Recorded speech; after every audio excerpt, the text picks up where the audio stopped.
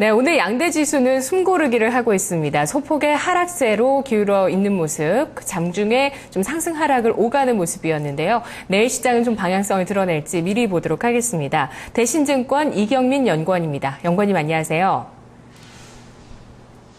네, 안녕하십니까. 네, 내일장에 영향력이 있는 국내 변수, 일단 뭐 정책에 대해서도 좀 윤곽이 나올 것 같아서요. 내일장 좀 어떤 내용이 나올지 분주할 것 같은데요. 내일장 국내 변수부터 예상해 주시죠. 네, 최근 코스피 흐름이 하루 걸러 하루씩 장대 양봉, 장대 음봉을 반복하고 있습니다. 이런 부분들은 국내 변수들이 많이 남아있기 때문에 관망 심리가 짙기 때문에 이런 흐름이 나타나는 것으로 볼 수 있겠는데요. 거래 대금 또한 연일 감소하고 있어서 이런 부분들이 관망 심리가 짙어지고 있음을 시사하는 부분입니다. 특히 내일 같은 경우는 국내 실적 시즌이 본격적으로 시작된다고 볼 수 있겠는데요. 현대차, 포스코, 그리고 신한지주, 대림산업 등 업종 대표주라고 할 수 있는 종목들 발표가 예정되어 있기 때문에 시장에서는 이들 종목들에 대한 관심이 집중될 것으로 보고 있고요. 좀 빠르면 내일 최경환 경제부총리 하반기 경제 정책 방향에 대해서 아웃라인이 나오지 않을까라는 전망을 하고 있습니다. 경기 부양에 대한 의지를 확인한 상황에서 세부적인 내용들이 어떤 것들이 담길까에 대한 관망 심리도 짙은 것으로 보고 있습니다. 어느 정도 기대 심리는 있지만 이 기대를 충족할 수 있을지 여부가 아마 중요한 포인트라고 볼 수 있겠는데요. 일단은 국내 경기 흐름이라든지 그런 부분들을 감안해 봤을 때 하반기 경기 회복 탄력에 힘을 실어주는 부분이 되지 않을까 전망을 하고 있습니다. 네, 내일 박근혜 정부 2기 경제팀의 경제정책이 나오고 나면 기대감 충족하는 정도로 혹은 그 이상으로 정책이 나온다면 정책에 대한 기대감이 앞으로도 계속 이어질 수 있을까요? 네, 그럴 가능성이 높다고 보고 있습니다. 왜냐하면은 통화정책이라는 카드가 하나 더 남아있기 때문입니다. 최근 최경환 경제부총리와 한은 총재 간의 만남에서도 알 수 있듯이 통화정책과 정부 정책 간의 공조화 현상, 그러니까 폴리시 믹스라고 하겠죠. 통화와 재정정책 간의 절묘한 결합이 나타날 수 있다는 측면에서 8월 달까지, 최소한 8월, 9월까지는 이런 경기 부양 기대감이 시장에는 반영될 것으로 판단을 하고 있습니다. 예, 호재 노출이 아니라 앞으로도 금리 카드가 또 나올 수 있다는 점들 때문에 계속해서 몇 달간은 좀 이런 기대감이 지속될 것으로 전망을 해주셨네요. 내일 또 중요한 기업들의 실적도 앞두고 있습니다. 해외 변수에서는 우리 증시 영향력이 있을 만한 것들 나올까요? 어떤 거 보시나요? 해외 변수 같은 경우도 대부분 기업 실적입니다. 중요한 경제지표 발표는 오늘 밤에 없습니다. 하지만 다우케미칼이라든지 보잉 그리고 코카콜라와 같이 미국 소비 그리고 화학 업종에 대한 큰 그림을 그려볼 수 있는 종목들이 실적 발표를 앞두고 있기 때문에 여기에 한번 포인트를 맞춰보실 필요가 있겠고요. 내일 오전 장중에는 중국 7월 HSBC PMI 잠정치가 발표될 예정입니다. 전월보다 소폭 개선될 것으로 전망을 하고 있는데요. 50%라는 기준선을 넘어선 상황에서 상승 탄력, 회복 탄력을 이어갈 수 있을지가 포인트라고 볼 수 있겠고요.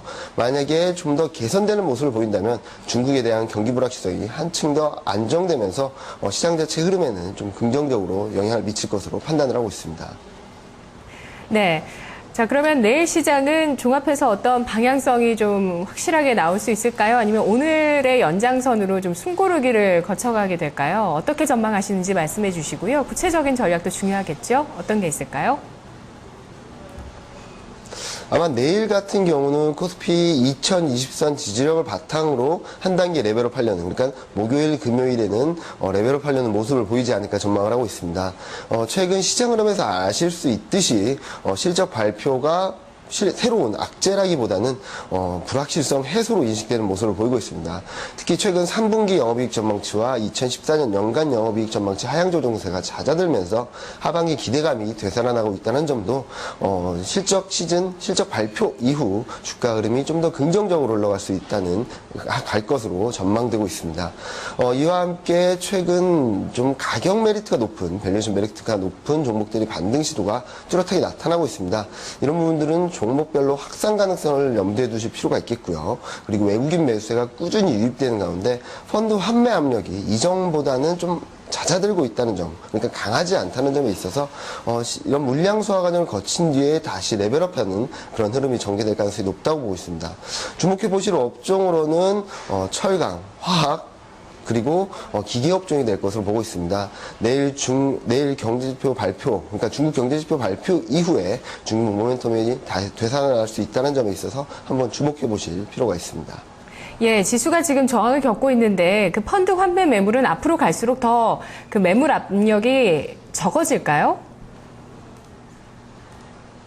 2050선, 그러니까 2000선에서 2050선 박스권에서 펀드 매물이 계속적으로 출회되어 왔던 상황입니다. 하지만 그런 매물 부담이 점차 완화되고, 왜냐면은 거기 있던 매물이 소화되는 과정을 꾸준히 거쳐왔기 때문에 매물 압력은 점차 완화될 가능성이 높다고 보고 있고요. 특히 2050, 2060, 그러니까 박스권 상단을 돌파할 경우에는 환매 압력보다는 좀 관망하려는 심리가 더 커질 수 있기 때문에 코스피 흐름은 좀 더 안정적으로 흘러갈 가능성이 높다고 보고 있습니다.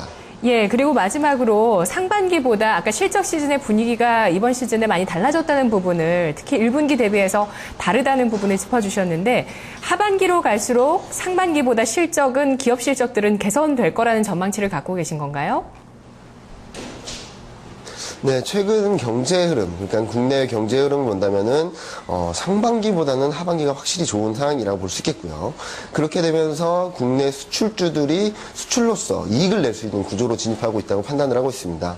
그리고 주목하실 부분은, 환율에 대한 변수가 아마 2분기 실적까지는 굉장히 큰 영향을 미칠 것입니다. 하지만 최근 흐름에서 아실 수 있듯이 7월 초 원달러 환율이 저점을 기록한 이후 1020선을 회복했습니다. 이런 흐름들은 하반기에도 꾸준히 이어질 것으로 예상되고 있는데요. 이런 원화 강세 이슈가 잦아들고 있다는 점도 수출주, 시크릿컬주들의 수익성에 좀 더 플러스 알파 요인이 될 것으로 전망을 하고 있습니다. 결론적으로 말씀드리자면은 하반기부터 나타나는 글로벌 매크로 환경의 긍정적인 변화, 그리고 원달러 환율의 반등 시도가 아마 수익성 회복에 좀 더 긍정적인 영향을 미치고 상반기보다는 좀 더 신뢰도를 높여주는 부분이 될 것으로 전망하고 있습니다. 네, 알겠습니다. 말씀 고맙습니다. 네, 감사합니다. 네, 자, 2분기 실적이 어닝 쇼크가 또 1분기 대비해서 적었던 부분도 작용을 하지만 또 하반기 가면서 좀 개선될 수 있다는 그런 전망들 때문에 실적 시즌이 악재 노출로 해소되면서 주가가 좀 양호하게 전개되고 있는 부분들을 짚어주셨는데요. 또 펀드 환매 같은 경우는 일단 펀드 설정액이 금융위기 이후에 최저치로 지금 줄어들어 있는 상황입니다. 앞으로 매물도 좀 줄어들 수 있을 거라는 부분들 말씀해 주셨네요. 자, 내일장에 공략할 업종으로는 자동차 부품, 화학, 철강을 주목했습니다. 내일장 미리 보기였습니다.